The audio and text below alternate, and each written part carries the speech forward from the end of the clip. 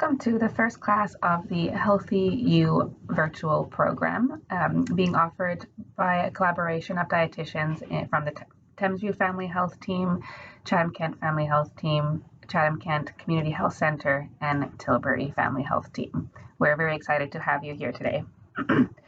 Today's focus is to introduce you to the program, how it differs from other wellness programs, and to start setting you up for success by increasing your awareness of what personally affects your lifestyle choices.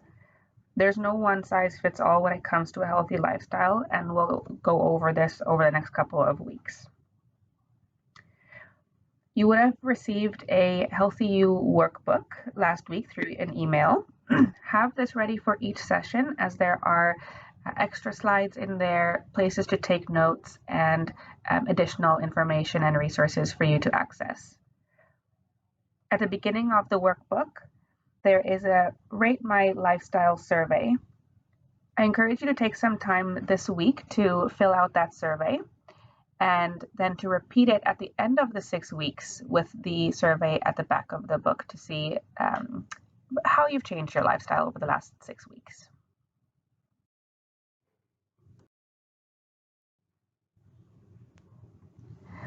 There's a couple of group guidelines to be aware of when attending the live sessions on Monday evenings. Number one is we want to make sure that this is a safe space and supportive space for everyone. And this is a confidential group, so whatever is shared in the group stays in the group. For privacy, because we are each in our own homes, try to be in a private space or wear some headphones if they're available. To reduce background noise, please keep microphones off during the sessions when not speaking. If you need to miss a session, no problem at all. That's why these recordings are available after each weekly session. Just shoot me an email to let me know, just so we don't wait for you at the live session. We're going to try to start right on time and end right on time. So feel free to log in a couple of minutes early just to make sure everything goes smoothly when 5 o'clock hits. It is more interesting if everyone participates in the live sessions, but of course you have the right to pass if you don't feel comfortable sharing. This is also a supportive skill building group, not a support group. So please be mindful of boundaries when sharing personal anecdotes or personal stories.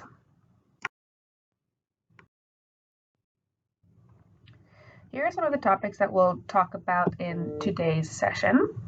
We'll go over a little bit about what health is, what weight means, and the general diet industry that we deal with every day. We'll talk a little bit about the vitality approach versus the traditional diet approach. Talk about understanding what influences each of our individual lifestyle choices. All of this is to hopefully increase our awareness of all of our influences and on all of the things that we do on a day-to-day basis. And then we'll go into the journal that was also included in the email last week and how to use that throughout the next 6 weeks.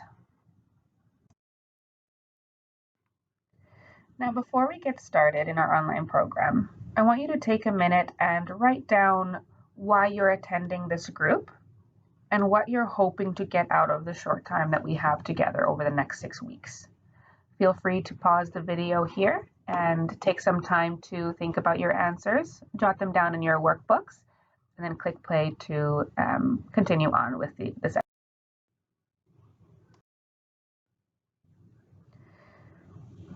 A couple other questions to think about. Have you ever tried a specific diet to either lose weight or change the way that you're eating or for any other reason? Did it work? How long did the effects last, or did the effects last? We live in a society with a harmful idea of thinness at all costs. This has led to a multi-billion-dollar industry with about 40% of all women in Canada dieting, and the numbers are similar for men. Based on all the diet books, programs, nutritional supplements, and other products sold, The people and the amount of people who follow these diets, you'd think that we'd be a nation full of like thin people, but clearly something isn't really adding up. The reality is that very few, if any, users of these services or products actually achieve any long-term weight loss goals. Amazingly, these scams get away with it because the individuals strangely tend to blame themselves rather than the useless product or service for their failure. While in the rare cases of success, the programs take all the credit. Despite how complex many systems in our bodies are designed to maintain our weight, the diet industry suggests that it's as easy as just eat less, move more.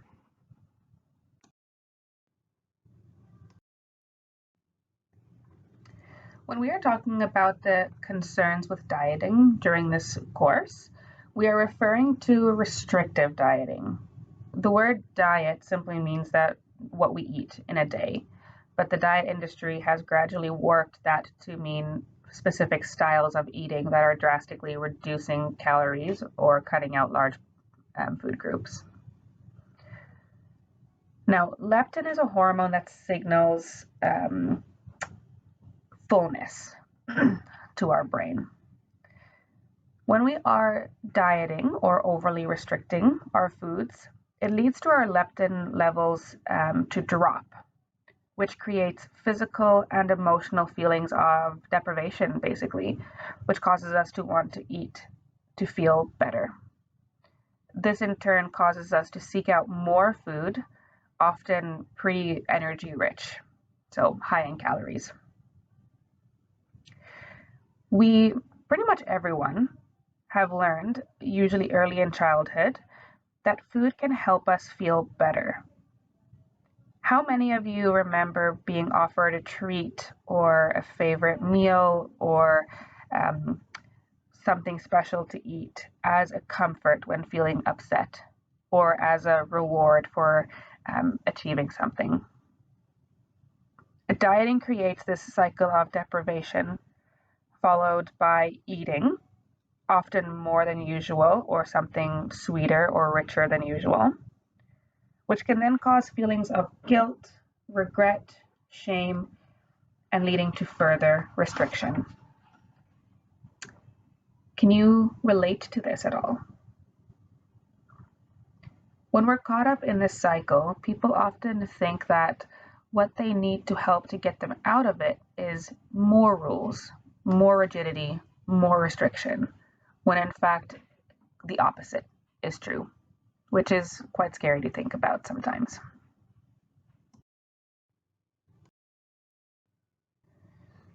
The truth about dieting is, diets have not only failed at producing thinner, healthier bodies, but they can also lower our metabolism due to starvation mode.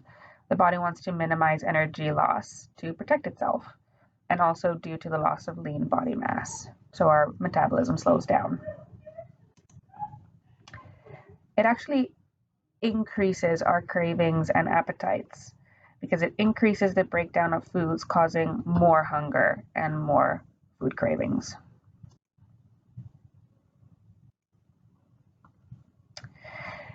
Your energy level is reduced, again, to conserve energy that you're missing out from getting from food.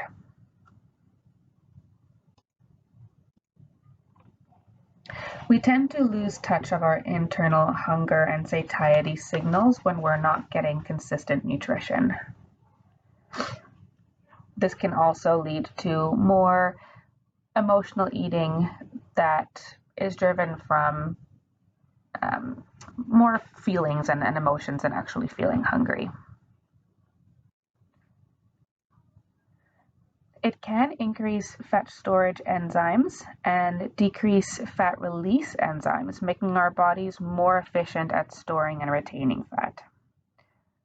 If we look at it from the body's perspective, when it thinks I've lost too much weight, I better store more so that next time there's a food shortage, aka a diet, I'll have enough to survive.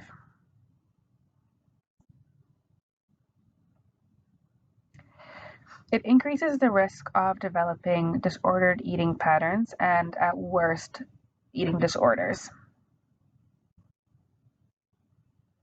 It also increases the risk for vitamin deficiencies, which can be quite often depending on certain diets.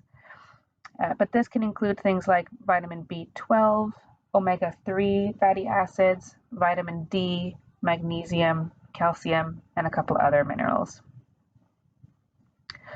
Our body is geared for survival, and these are all examples of strategies that the body uses to protect itself when put on a diet. So looking at this, is it any wonder that when people come off of their diet, why it is so much easier to gain the weight back? The truth is, people don't fail diets. Diets fail people.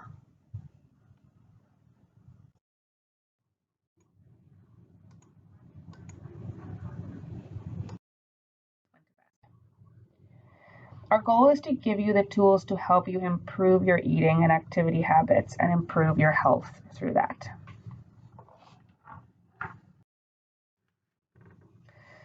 This program is intended to help you make permanent lifestyle changes.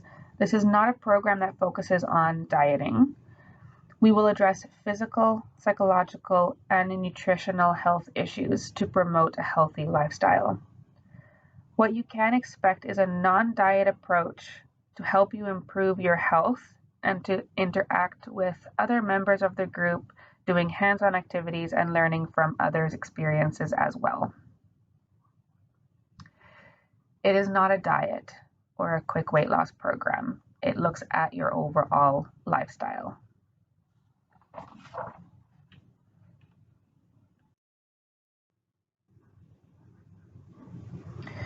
In terms of medical nutrition therapy, our philosophy is that health comes in all different shapes and sizes, and weight does not determine health. Our bodies will tell us what to do when we listen to it. And all bodies can be active every day in our own way.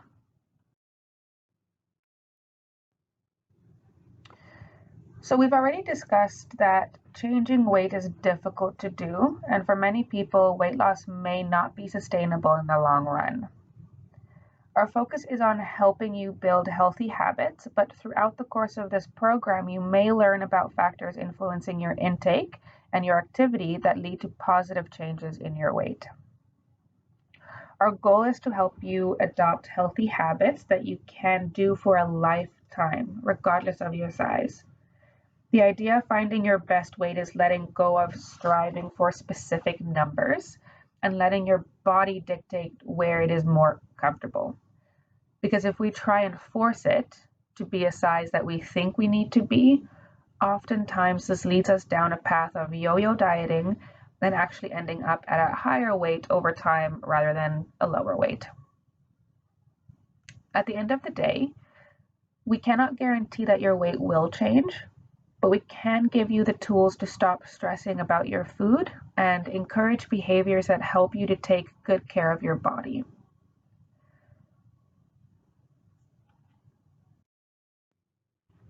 We are not living in your bodies, and it can be uncomfortable, and many people feel an urgency to get to the weight or get the weight off of them. We understand that it is not easy to think in this way. Most people want to lose weight to improve the quality of their lives in some way. With this in mind, it is possible to get better and more consistent health outcomes if we stop focusing so much on the number on the scale and start focusing on which behaviors that we can adopt that will lead to a higher quality of life. We know that when we eat well, we feel well. So let's start thinking about diet and exercise as tools in your toolbox to help you to improve the overall quality of your life. So in many ways, dieting can actually reduce our quality of life and the frustration we feel when the weight doesn't do what we want it to do.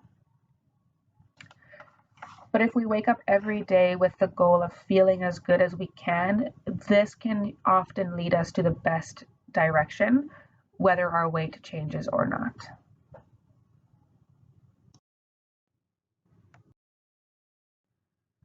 So adopting healthy eating and activity habits can improve or can provide many benefits, like improved longevity, feeling better in general, increased energy during the day, improved sleeping. It can help to stabilize your mood and to reduce risk of depression, anxiety, and other common mental health conditions.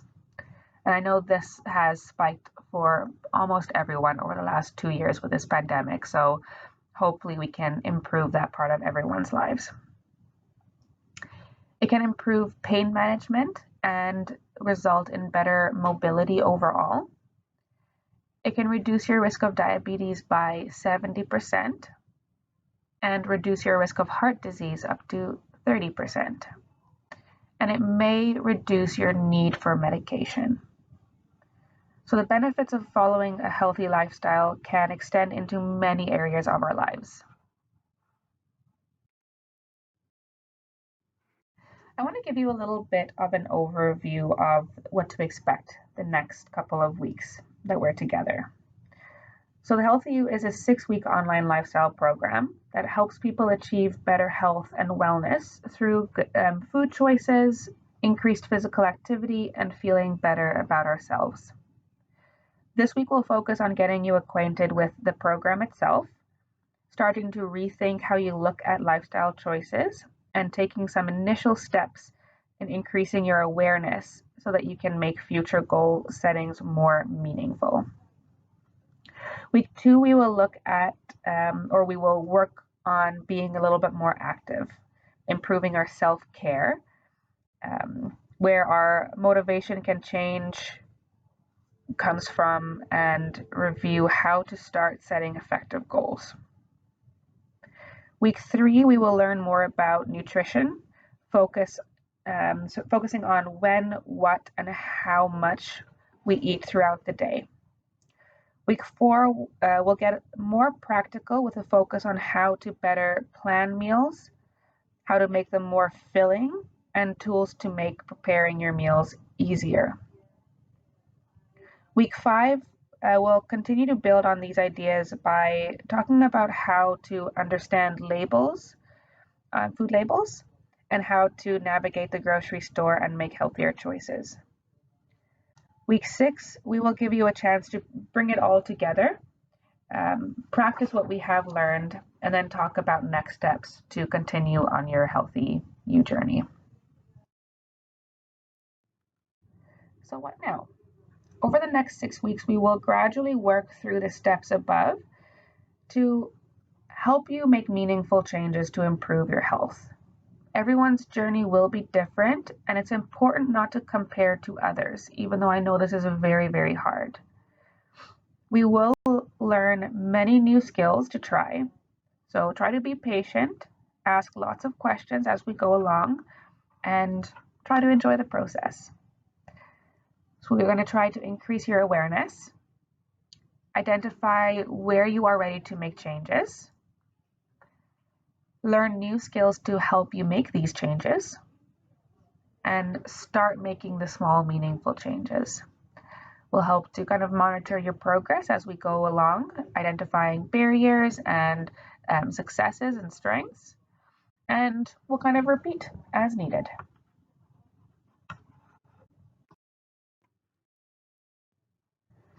Feel free to pause the video here to take a little bit of a break, stretch your legs, get something to eat or to drink.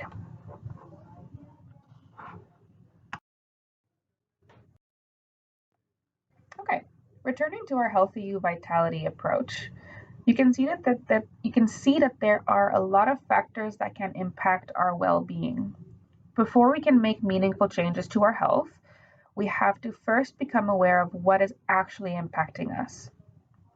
Today, we will take some time to focus on the arrows of the Healthy You Vitality Triangle, also known as the lifestyle influencers.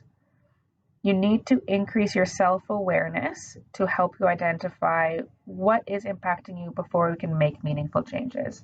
So we'll talk about your environment and your behaviors today. Why do we eat? Feel free to pause the video here and take some time to list out all of the different reasons why you might eat during the day.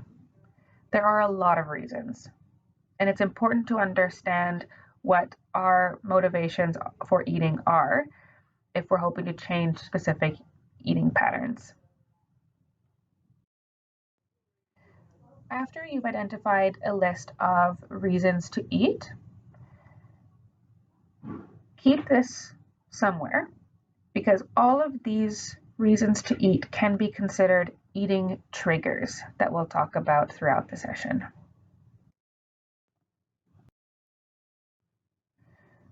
Let's talk about some different types of hunger that we may experience throughout the day. Number one is stomach hunger. This is when you feel actual hunger pangs and have not eaten for a while or have not eaten much. Some people feel a little tired or even lightheaded. This is your body telling you that it is physically ready to eat and that food is necessary for ongoing function. When we speak about hunger during this course, we will be talking about this stomach hunger. Sometimes we have other types of hunger that can be mistaken for stomach hunger, and it'll prompt us to eat. So the first one is mouth hunger. This is when we crave a specific food, especially when our senses have been stimulated by a specific environmental cue, like being in a specific place or smelling something that smells good, or even having a memory. For example, you have just eaten dinner and are full, but when you arrive at the movie theater and see or smell or even hear the popcorn, you suddenly want to eat it. How do you know this is mouth hunger? Number one, you've eaten recently. You do not have physical symptoms of hunger, and you only want that one type of food. Another kind of hunger is heart hunger. This is when you eat in response to an emotion or as part of a habitual response to a situation. For example, you had a lousy day at work and feel anxious and maybe even depressed. You need something to make you feel better, so you have a half pint of ice cream. How do you know this is heart hunger? Number one, maybe you've eaten fairly recently. You do not have physical sensations of hunger, and you're experiencing emotions such as boredom, anxiety, fatigue, sadness, or even happiness. And the last one is head hunger. Head hunger is when you eat in response to rules that you have learned. These rules can come from either a fad diet, from learned beliefs about food from when external rules from others around you.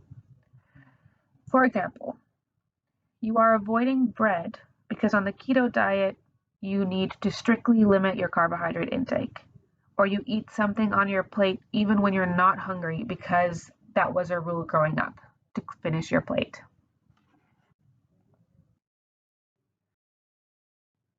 So how do we put this knowledge into action? When we know that there are more than one type of hunger, one simple step in increasing our awareness is simply to ask, am I hungry? If we truly feel hungry, then we absolutely should eat. If not, it's time to start asking questions.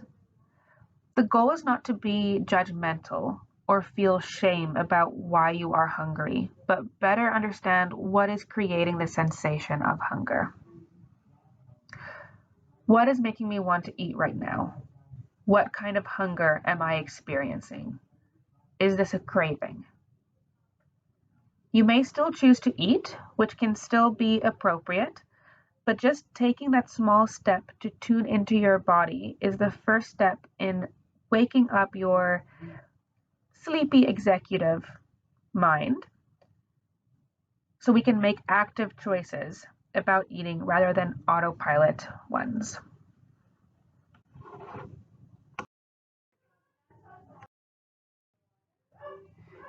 A key piece of increasing our awareness is tuning into our internal hunger and fullness signals. This can be difficult because a lot of us have lost touch of our hunger and fullness signals through external influences like those other types of hunger. But using this hunger fullness scale can help us to create more awareness of our own hunger and assess how we feel both before and after eating. So here are a couple of questions to consider. Feel free to pause the video whenever you need to jot down any of your thoughts and click play to resume. Number 1, how do you know when you are hungry? Or how does the body tell you when you are hungry? Some people may say that they feel empty. There's a mild discomfort. They feel somewhat weaker or even a little bit shaky or lightheaded. They're anticipating food, or they get grumpy or hangry. Number 2, how do you feel when you are ravenous or famished? Some people say that this is extreme hunger. They're very uncomfortable, shaky, cranky. Some get headaches. There's an urgency and a desperation to eat. Have you noticed if you eat differently when you are hungry versus ravenous? Some people have identified that they tend to chew less when ravenous. They eat faster, are more concerned about getting enough food rather than actually tasting the food. The urge to eat more for fear of going hungry again, and you're more likely to feel uncomfortably full after eating. Number 3, how do you know when you are satisfied?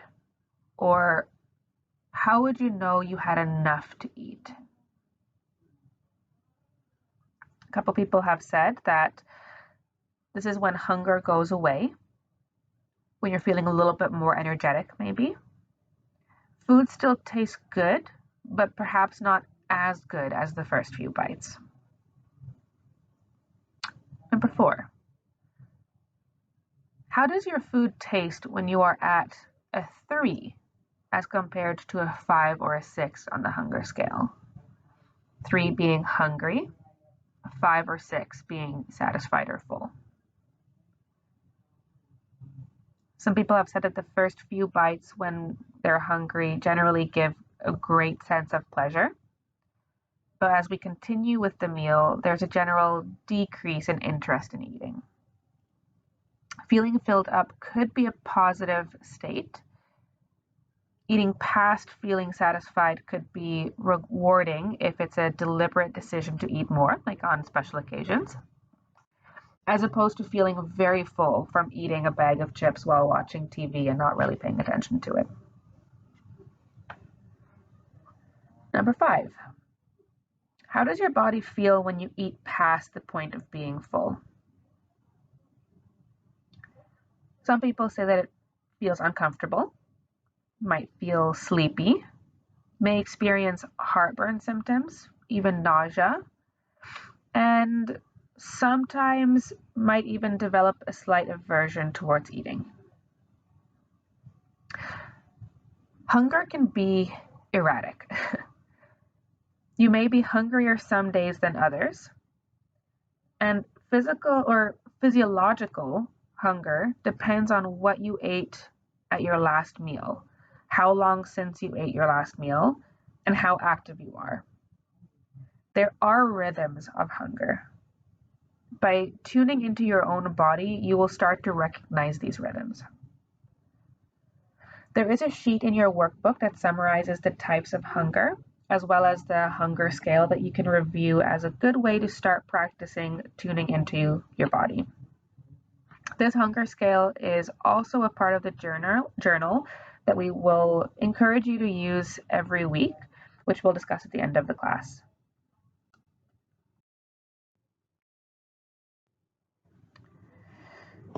So, now that we've identified the many reasons why we eat, have recognized there are different types of hunger, and how to start checking in with our bodies, it's important to realize that there are many other factors, both internal and external, that influence our hunger level and specific food choices. Not only what we choose to eat, but also how much we eat in one sitting and how we feel about ourselves and our food selections. So let's talk about the different factors that influence our food choices. I'll encourage you to pause the video and take some time to jot down examples of what these factors represent. There is a spot in your workbook to take notes. The first one is environmental factors. These include things like proximity of convenience stores or fast food restaurants, food advertisements, media messages, even the size of the plate, the bowl, or the cups that you have available, the size of portions presented to you, and even the setup of the grocery store, setup of your kitchen, like the size of the pantry, the food choices available in the kitchen. Things like food pricing, distractions while eating, like the TV, the computer, or even driving. Other people can influence our decisions, and some specific situations or events like parties or going to the movies. Number 2 is learned behaviors. So these are things like being taught to finish all the food on your plate, certain emotions like being comforted with food as a child, or food was used as an reward.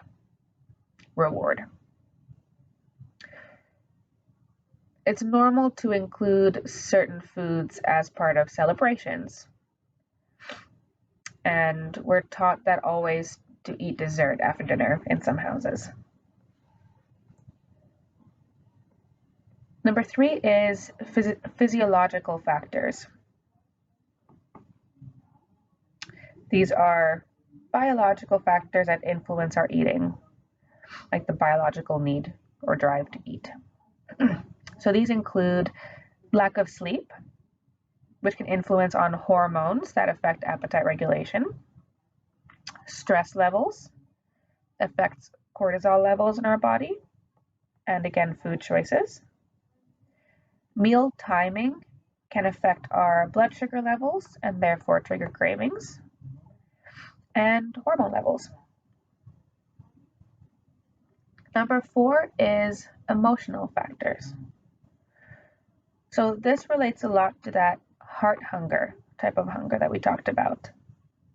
Eating to enhance or help us cope with both positive and negative emotions. We might eat because we are stressed, sad, lonely, or bored. And we might even eat because we are excited or happy or celebrating.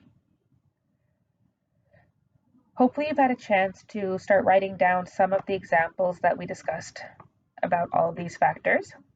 And over the next week, you might want to continue to jot down some things that you've noticed around your environment, about your learned behaviors, or certain physiological factors or emotional factors that may be affecting the way that you eat. At this point in time, the idea isn't to start changing anything related to these factors, but rather to increase our awareness of them. You cannot make changes if you are not aware of what needs changing.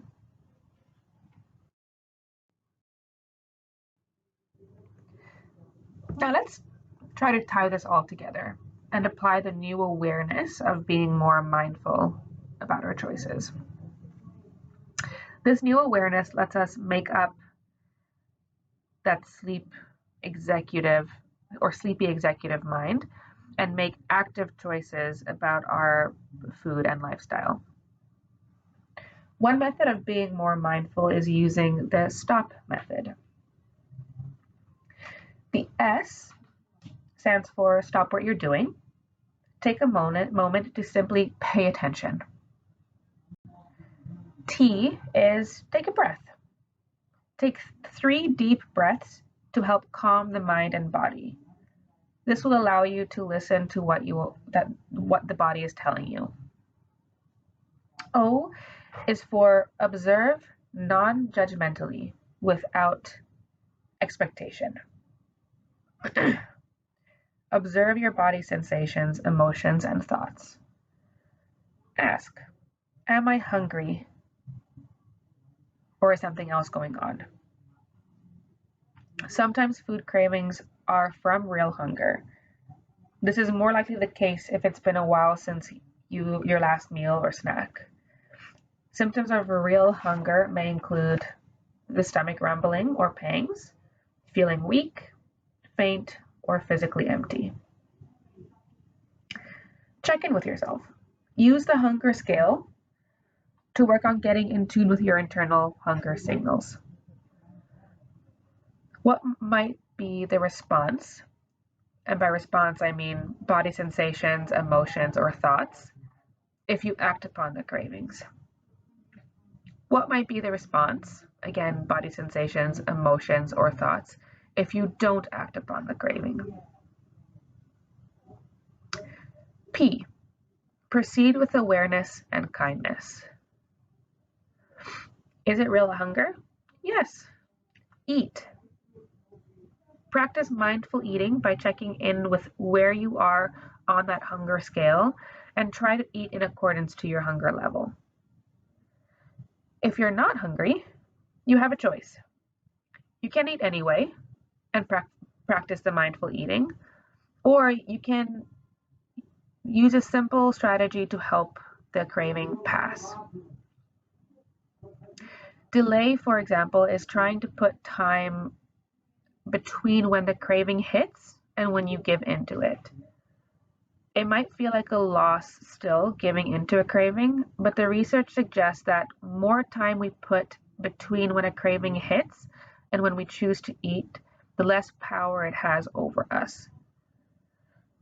As that power wanes, we may still choose to eat, which is definitely okay, but we might find that the desire is less intense and be able to walk away and do something else.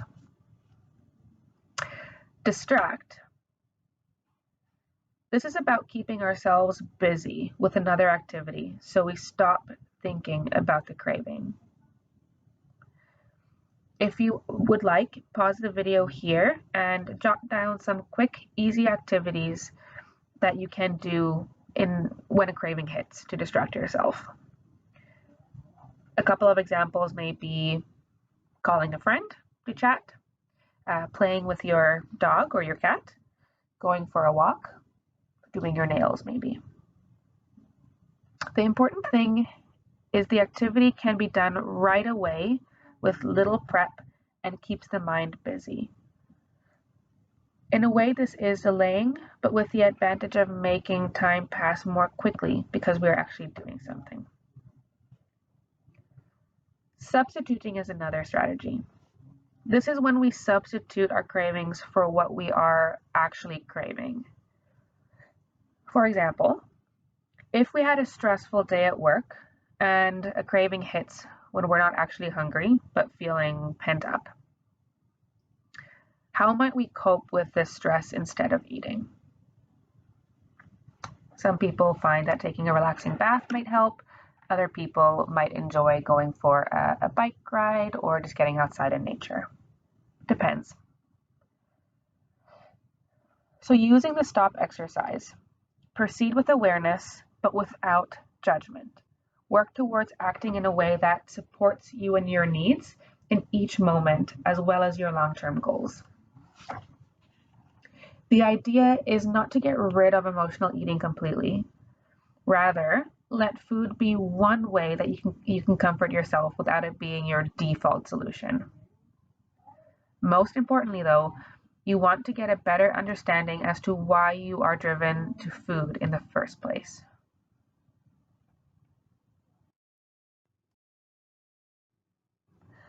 Renovating your environment can be another strategy to manage those environmental factors of influence on our food choices. As an added resource about increasing your awareness, we have included a handout in your book called Renovating Your Environment. This sheet acts as a checklist of common triggers in your environment that can lead to mindless eating. Renovating your environment is an effective way to help support healthier eating behaviors and reduce the frequency and strength of food cravings. Willpower alone is not enough to help us change our eating behaviors in the long run. We need more practical supports. Now, sometimes eating triggers may cause us to eat in a mindless way. I like to call this snack amnesia or eating amnesia. This comes from being distracted while eating or busy with our thoughts. If we're not paying attention to what we are doing, we may not remember eating at all. Have you ever experienced this type of amnesia? When is it more likely to happen? Some people have identified that it happens more often if they're eating while driving, eating while at your desk working, while watching TV, while drinking, maybe while chatting with friends or with your kids. Keeping food out of sight often keeps it out of mind and makes eating healthy a little easier. So I want you to take some time and think about your home. Do you have food within your line of sight right now? What about within arm's reach? Do you have food on your kitchen counter that could be put away? How about when we are watching TV or streaming a movie? Is food close by?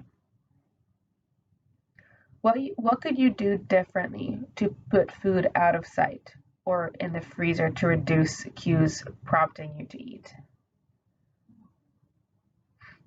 Take some time this week to look over that Renovating Your Environment handout and see if any of them are appropriate for you.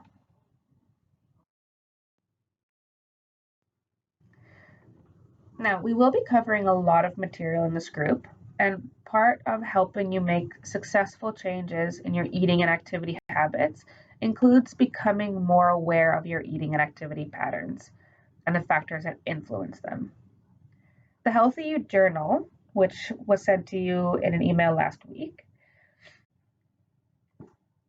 can be helpful in keeping track of these things. Studies show that using a journal can be very helpful when making lifestyle changes.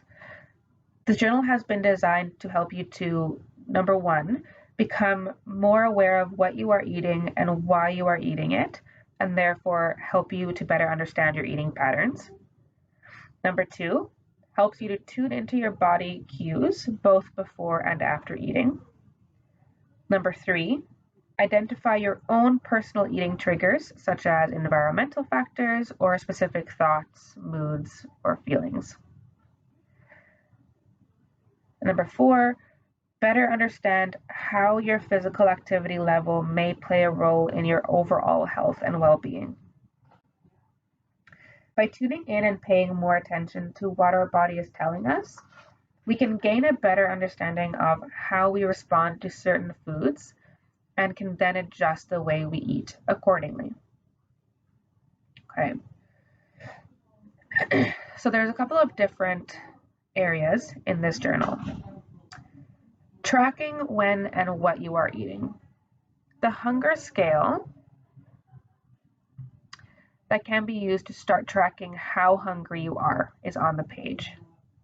You can place a check mark for how you feel before and after your meals to start getting a sense of when you might be eating more or less than your body is asking for.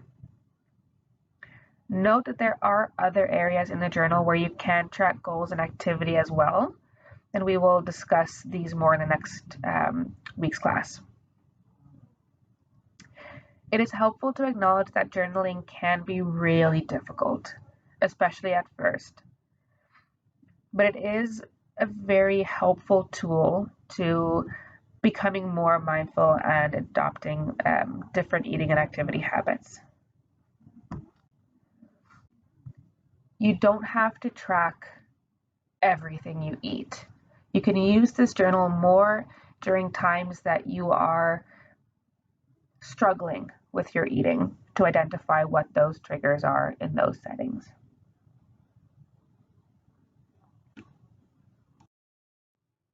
A lot of people may have used certain apps like MyFitnessPal or other calorie counting apps to track their eating in the past. The biggest difference here is that those journals highly rely on calorie intake, and it does not provide an opportunity to focus on body cues, eating triggers, or how eating patterns and food choices affect our feelings, our moods, our thoughts, and even our body sensations. This is an important step in becoming more mindful around eating. For this reason, it is important that if you choose an alternative journal option, you should use it in conjunction with the Healthy You journal, at least just for the duration of the program, so you can tie in these awareness with your triggers along with the tracking if that's important to you. We covered a lot this week, from why diets don't work to a new way of looking at improving lifestyle and all the factors that influence it. You might be tempted from this class to start making changes right away, but taking on too much when you haven't confirmed what actually needs to change can set you up for burnout and failure. Many of us focus on the end goal rather than the steps in between that it takes to get there. Remember the 6 steps we talked about earlier. Today we want to encourage you to take the first few steps, but not all 6. Between now and our next class, start looking at what is influencing your choices. What types of hunger are you experiencing and why? Use the hunger scale to start assessing the intensity of your hunger throughout the day. How does your environment influence you? And start tracking with your Healthy You journal to see if there are any patterns that emerge. There will be time to review anything that comes up over the next week at our next appointment if you want to discuss some of it.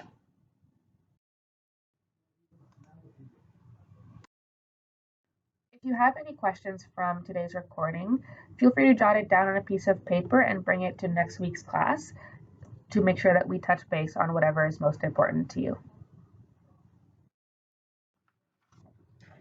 Thank you so much for joining us this week, and we look forward to seeing you again next week and for the remaining 5 weeks. Remember to begin tracking the types of hunger that you experience. Tune into your internal and external factors that might be influencing your food choices.